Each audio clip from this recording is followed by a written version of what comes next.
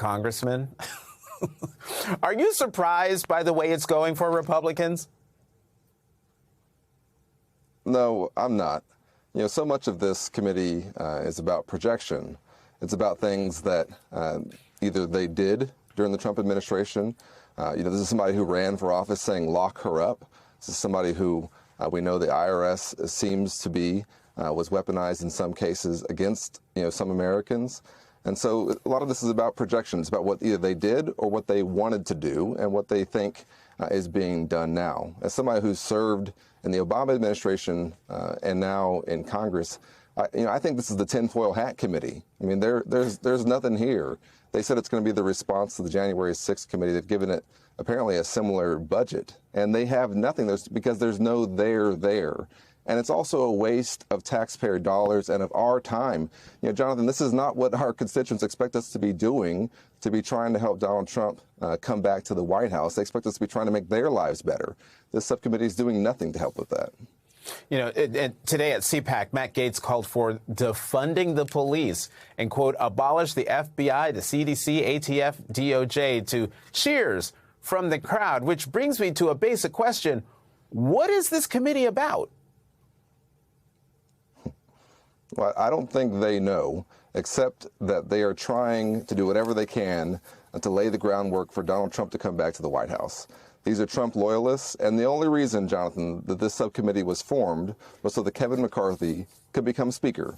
This is the deal that he made to have Jim Jordan on his side and to have him not run against him and to have him nominate him those many times that we saw that it took for them to get a speaker, even after all the deals that he cut and after he gave away basically everything, but the kitchen sink. So that's the only reason this subcommittee was formed. And so now they have some conclusions, which is what they want to prove, and they're trying to find some way to prove something that has not really happened. And that's really what I think the American people are saying. That's why it's been a dud. Let's go to what's happening in Texas as House Republicans are trying to rewrite January 6th. Republicans in states are still pursuing voter suppression. In Texas, Republicans are considering legislation that would prohibit college campuses from being polling places. As a voting rights attorney, what's your response to that? Yeah. We had 9.6 million registered Texans not vote in the last election.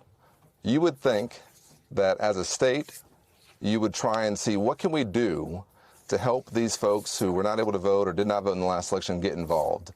But instead, they're trying to target kids who are on college campuses. I've run voter protection programs in Texas on college campuses. I know how critically important those polling locations are for those kids. But I'll tell you what, Jonathan, the rationale behind this that they're saying is that it's not safe to have a polling place on a college campus. But they also force through, allowing folks to carry firearms on a college campus. So which one is really about safety? We know it's not about that. This is about suppressing the vote. And I have to say that we've talked a lot about efforts to overturn elections after the election is over and how undemocratic that is. We have to pay more attention in this country to what they're doing before the election to try and fix the results or to try and make sure that certain folks don't have a chance to vote in that election.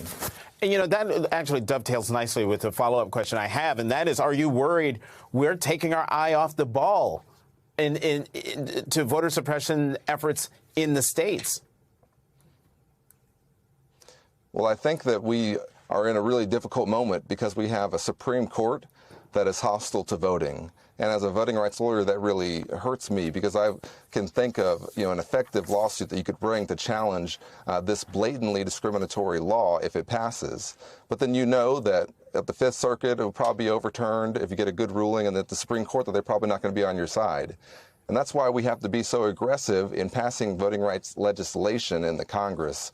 And that's why, as you know, and we spoke about this previously during those efforts, it was so important that we try and push through the John Lewis Voting Rights Act in the last Congress. And that's why the filibuster cannot stand in the way of doing something about this, because otherwise states like Texas are in a race to see how many Texans they can make it difficult to vote for. They are almost running out of things to do, Jonathan. I'm not kidding. They're almost running out of ways to make it hard for certain communities in our state to vote. And they're trying to have to get even creative now. And that's the stage that we're in.